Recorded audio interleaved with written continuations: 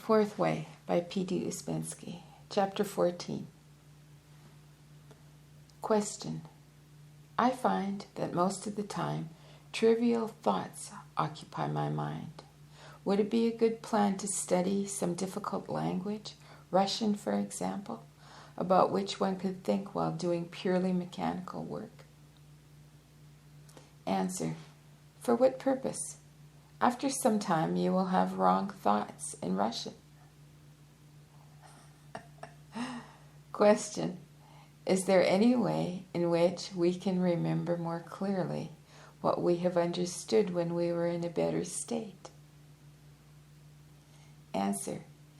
It is a very important thing, but I do not know of any special method.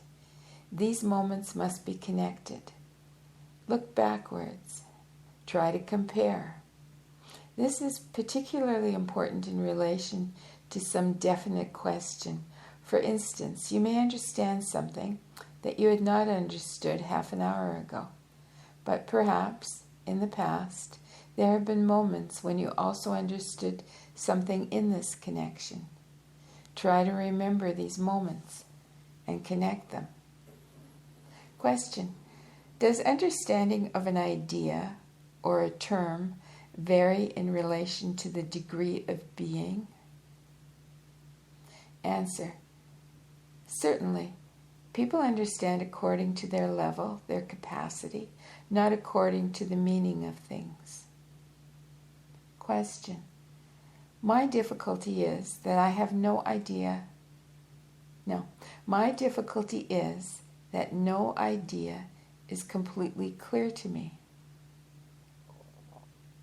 My difficulty is that no idea is completely clear to me.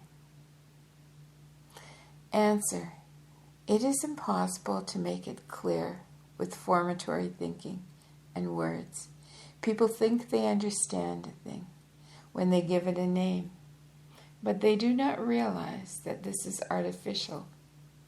When you can feel a thing, and when you can verify it by higher consciousness and higher mind, then only can you say that it is really true and that it really exists.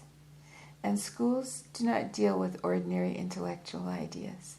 This means that these ideas, as for instance the idea of self-remembering, are not clear without higher centers.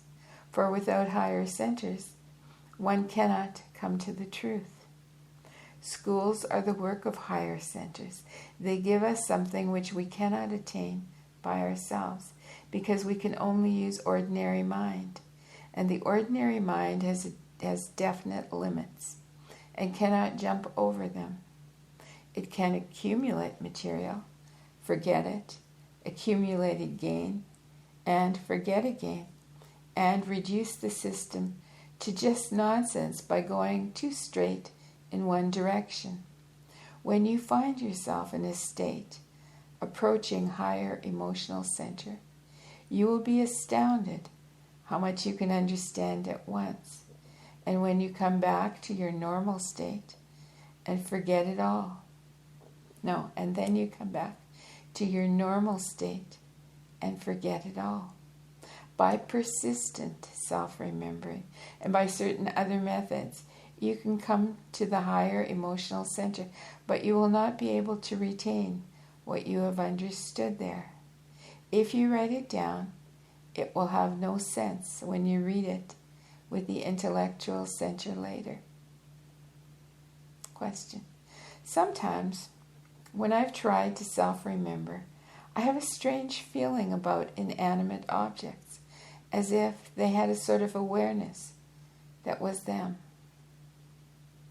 Answer. Discount the possibility of imagination.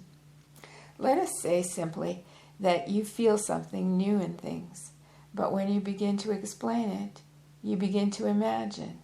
Do not try to explain, just leave it. Sometimes you can feel strange things in that way, but explanations are always wrong, because you feel with one very good apparatus and explain with another. A very clumsy machine cannot really explain. Answer. No, question, sorry. Question. It all seems to come back to the same question. How to be more emotional? Answer. You cannot try to be emotional. The more you try, the less emotional you'll be. You can try to be conscious, and if you become more conscious, you will become more emotional. You must think about how you get more energy to be conscious. That would be the right question, and the answer would be that first you must stop leaks and try to get more energy by following all the indications that you get from the work, all of them. Do not only concentrate on one. You can always find something that you did not do. Question. Sometimes I feel like I have the capacity to concentrate, but I don't know what to do. I only think about small things, and it disappears again. Answer. You have always more than enough material for work on yourself. You can never be at a loss as to what to do. Try to stop thoughts. That is easy and useful. If you have no energy to do that, you must accumulate energy by struggle with mechanical habits and things like that. That will accumulate enough energy for this effort to remember yourself or the effort to stop thoughts. Question. Is meditation as advocated in Indian books the same as self-remembering? Answer. They speak of meditation, but they also say one must work under a teacher. We read and remember one thing and forget another. We think we can study meditation or meditate ourselves. If you can remember yourself, you can meditate. If not, you cannot. Self-remembering means control of thoughts, a different state. Meditation is an action of a developed mind, and we ascribe it to ourselves. It would be very good if we could meditate, but we cannot. Self-remembering is the way to do it. You cannot begin from the end. You have to begin from the beginning, like in everything else. What does meditation mean for us? Thinking about the system, trying to connect ideas and reconstruct the system. This is meditation, not simply thinking about one word or one idea. Question. In trying to think about some definite idea of the system, I always think of the same thing I thought before. I cannot help it. Answer. This is a technical side. You must try different things. You can either concentrate on one or another of the subject, or take one or another point of view, or try to explain to someone else. If it is difficult to think on some definite subject, you can always imagine that you are explaining the subject to some person. But again, you must imagine yourself explaining it to different people, people with preparation or without preparation, a religious person, a scientifically minded person, and so on. You have to explain differently according to who you are explaining to. Then it always is very useful to separate what you know before what you have learned from the system.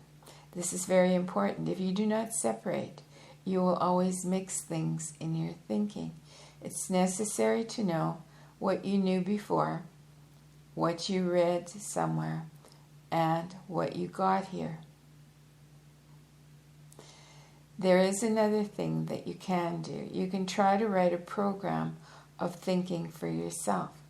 Find your own subjects that you would like to think about, or subjects which you think may be useful to you, or subjects which you do not understand but would like to learn to think about. All this is useful, and then if you have time, think about them 2 or 3 times a day. Question. I have tried these imaginary conversations. that you suggested, but I've not been able to make them last long enough. Answer. These imaginary conversations must go according to plan. You cannot start them just from any point. You can invent some sort of situation and make yourself speak to some imaginary person or to someone you know and explain some particular subject to him according to the kind of person he is. This may help, but do not try to give a lecture. A lecture is bound to turn formatory. Question. My difficulty is talking within my mind. Will these imaginary conversations help me to work against this habit? Answer. Yes, that may be useful. Or you can think about the ideas of the system. Set yourself definite tasks. Another approach is to see whether this mental talking is useful or is useless. It may be useful, but mostly it is useless. Like all mechanical habits, it's very difficult to struggle with. You do not notice it, or you may have been talking to yourself for 2 hours before you even notice. So you must have a better watchman to ring the bell when you begin. This means being more awake. Question. I feel one might achieve something if one could remember more of the system at one moment instead of just fragments. Answer. Quite right. That is why you will see that after some time that it is useful to work with new people and to explain things to them, because you cannot have a sufficiently large part of the system before your own eyes if you do not repeat it at all. And you can only do this when you have to explain things to new people and to answer their questions. It's not necessary to give lectures or to have large groups. Something useful can be done with 1, 2, or 3 people. Question. Lately, I've been more dissatisfied than usual with myself and the lack of results obtained by my efforts. What is to be done? Answer. You must not let yourself identify with these negative feelings and disappointments. It is the worst possible thing. Think about something cheerful. For example, you can take any subject in the system and compare how you thought before about it and how you think now. You will see that you have gained one thing and another thing and a third thing, and this will help you to struggle on. Question. In the example of the eye of the needle in the Gospels, does it mean that when identification ceases, a person has a chance? Answer. It may be simply wrong validation. No. It may be simply wrong valuation, or it may be too many words, a great load of words, so that a man cannot pass through. Question. In our present state, can we know real love, loyalty, or devotion? Answer. For us, these things are relative. We can have them more or less, but we cannot know them in any absolute way. Question. I find it difficult to understand that faith has no place in this system. Surely it is necessary to believe that the system has possibilities of making you more conscious.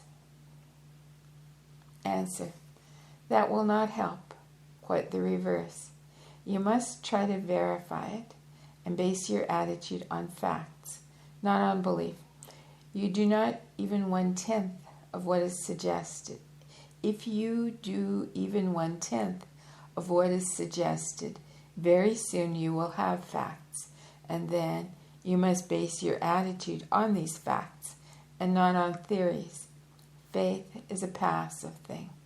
We have to verify everything except nothing on faith. For faith, there are other ways, but in the fourth way, faith would be weakness, trying to escape work. Instead of trying to know, we would believe. Only what man himself finds to be true can serve as a sufficient foundation. We must understand that faith, in the true sense, is a certain state that is more than emotional. It is a positive emotion, and taken in this sense, it means a higher level, which we, being men 1, 2, and 3, have not reached, and so we do not know what faith means.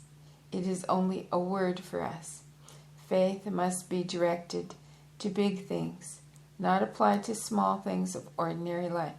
When people use what they call faith in cases when they must know, it is just laziness. There can be one faith and another faith. It can be on different levels.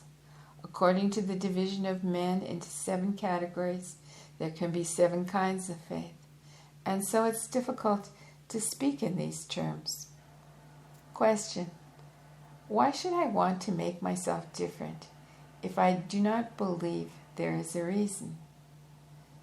Answer: not believe, but know. If you merely believe, you will do nothing. If you find out your state, you will try to get out. But this will be based on facts, on observations, not on belief. Question: what center is used for faith? Answer: real faith is a higher emotion belonging to the higher emotional center. In our ordinary emotional center, there can be only imitation faith. Real faith means not only emotion, but also knowledge. Question: I had an idea that work on oneself was work towards salvation, towards immortality. Answer: big words, but if you said it is towards making food for ourselves, I would understand you. We constantly make... No, let me read this again. I've really scrambled this. Okay, answer: big words. But if you said it is towards not making fools of ourselves, I would understand you. We constantly make fools of ourselves because we are asleep. Question: isn't there some part of ourselves which survives bodily death? Answer: this is a very interesting and important point. You ask so simply about after death, as though one could know about it. All experience of all mankind, and I do not mean imagination, shows that we cannot know what happens after death. Otherwise, we would have known something positive about it. Since we know nothing, it proves definitely that this is a case of consciousness with ordinary centers. We cannot get at the truth. We can only make theories. First, try to understand that our capacity of cognition, our capacity of knowing, is limited by our state of consciousness. In this state of consciousness, we can only know certain things and have answers only to certain questions. If we want to know more, we find that we cannot. In practically every line of study, we come sooner or later to a dead wall. In some cases, this wall remains in exactly the same place, as in the case of life after death. We know no more about it than man of the Stone Age. We can only think that if we acquire a higher state of consciousness and use higher centers, we may get a concrete answer to that question. We can know our life only from birth to death. If we want to know what was before and what will be after, if there is a before and after in relation to that, we can only hope that in a better state of consciousness, using an improved machine, we will be able to understand. We ask ourselves these questions, and we do not realize that we cannot have an answer such as we are. There are many questions like that. It is necessary to realize and remember how many things are the things we come up against in our thinking, which are really insoluble for our mind. When we realize that, it will help us to see that we must begin with possible problems. Many people, I do not mean necessarily in the work, but even in the work, many people spend all their mental energy on these insolvable problems. They invent all kinds of solutions, try to think in this or that way about them, but it is all quite useless. You can understand one thing if you understand another thing, and a third thing if you have understood the first two. There are ways for everything, but some problems we can approach with the ordinary mind, while other problems we must put off and wait till we are more conscious and are able to use better machines for understanding and thinking. In ordinary thinking, in ordinary philosophy and psychology, the question never arises, or if it does, it arises in so vague and confused a form that it does not help. But we know more divisions, more steps, and we must use this knowledge. It will help us to think more practically and to avoid useless abstractions, trying to solve problems which at present we cannot solve. And this concludes chapter 14.